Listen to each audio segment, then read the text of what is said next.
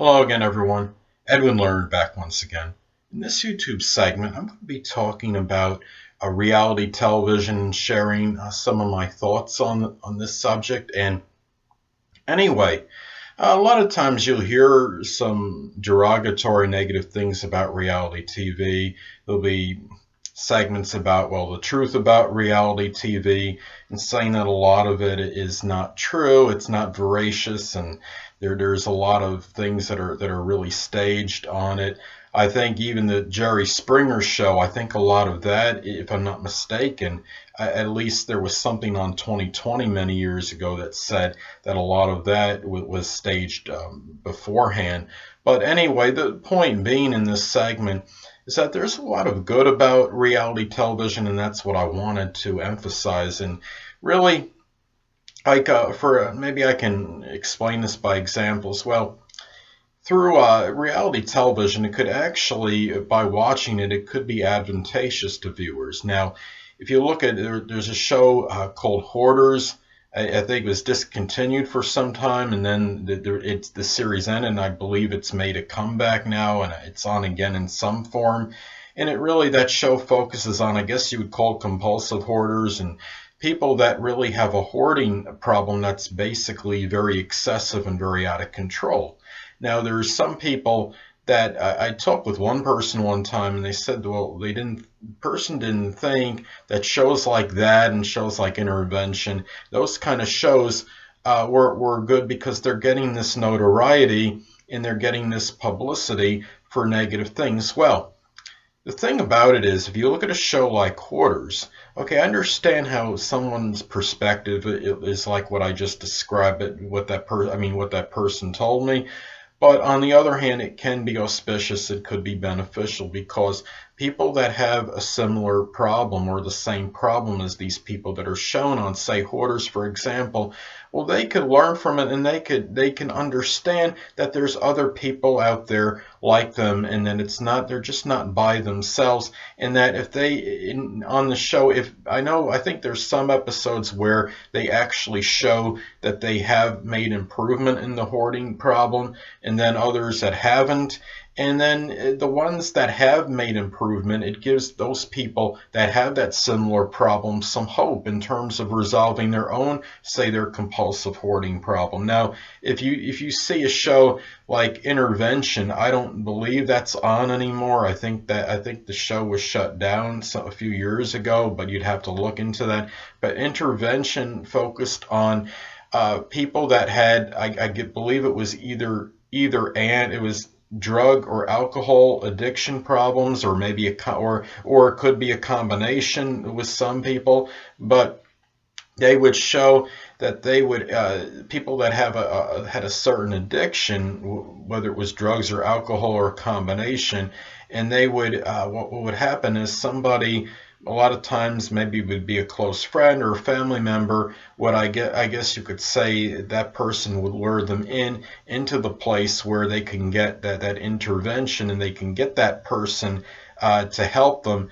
And upon arriving there, they're basically, even though they're a lot of times they're pretty much, I don't know if either all or majority of the time they're tricked really into going there, although it's for their own good.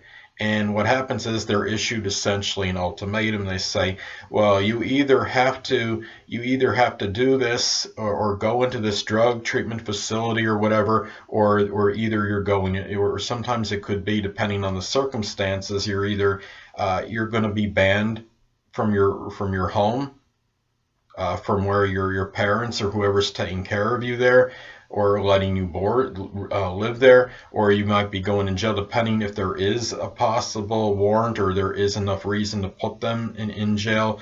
So what it does is, it's kind of like a form of tough love that the family shows this person, I guess. And the thing about it is, okay, I understand they're getting exposure, they're getting notoriety for something that's not really a positive thing, but this is another example where people can have hope in an adverse situation. They can see people that have comparable issues going on in their lives can look at this, and they could say, well, you know what? Maybe I can do this. Maybe I could go somewhere for some kind of intervention program, or I could go to a rehab place and I could conquer my problem. So, and then there's some other shows which help people too. Uh, Now, if you look at a reality show, you look at there's a couple shows that come to mind.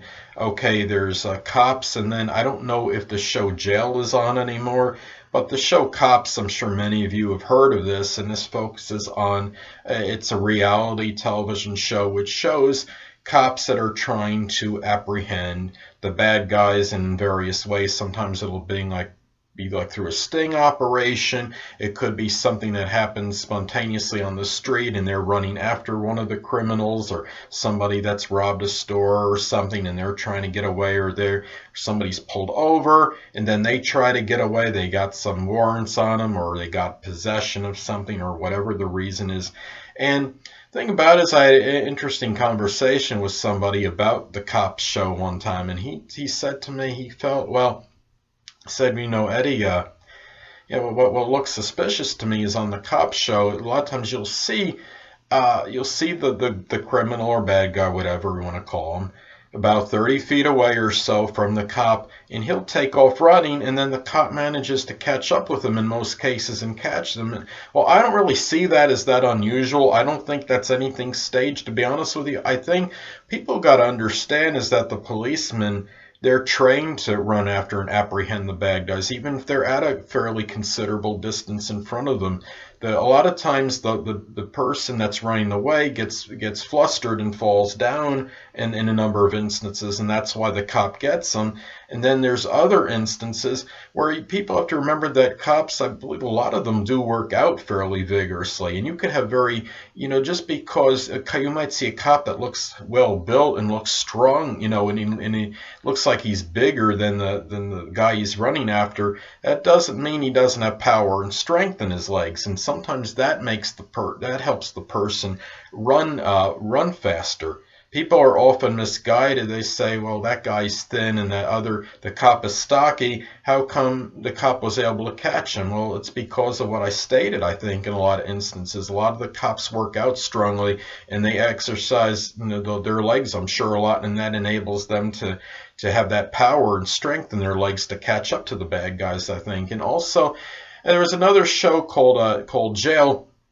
And what it would show is it seemed like it focused mainly on people that were just kind of getting in there and just for a night or something or day, and they would be a lot of people that came in, they were inebriated or under the influence or something. They were in there for a relatively short stint.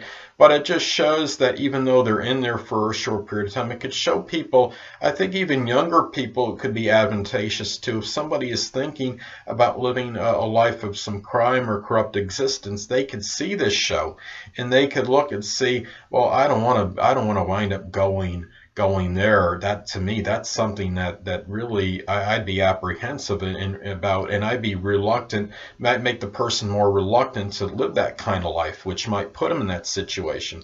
Now, there was another show, I believe, I'm not 100% of this, but I think it was on A&E Network, and I don't remember the name of the show, but what it would do is it would put young people that might be living or maybe thinking about living some kind of corrupt life, or they might be people that have gotten into some trouble, for example, petty theft or what have you, and they put them in some kind of I believe like an adult prison, if I'm not mistaken, and they kind of learn about what the life is like there, and it's through people that have been incarcerated there for perhaps for an extensive period, or people that will be there for a good period, even people maybe that have just arrived there, so to speak, and that are going to be in there for a while. And really what it's done is it puts them in there so they could see what that life is like, and it could maybe act in a way, it can make them more skeptical maybe about continuing a life which could eventually ultimately put them in the slammer for a very long protracted period. So a lot of these shows are really good for others. There's some shows I like. I used to watch The Bachelor and The Bachelorette fairly often. I don't really watch it as much anymore, but I think some bad things like for some of these shows is like when you see these people that are getting they wind up finding a significant other, and it's somebody like me, for example. I'm still unattached and obviously have no significant other. Sometimes it can be a little depressing for people like me that are not in that situation. You could become very envious when you see something like that. So those are shows I just kind of basically abstain or from watching, and I'm not saying it's a bad show, but I think for certain people you'd understand why some shows are not really very positive. So anyway, people, that will conclude this YouTube segment on my thoughts on reality television. And until next time, people, Edwin Learnard saying, stay well.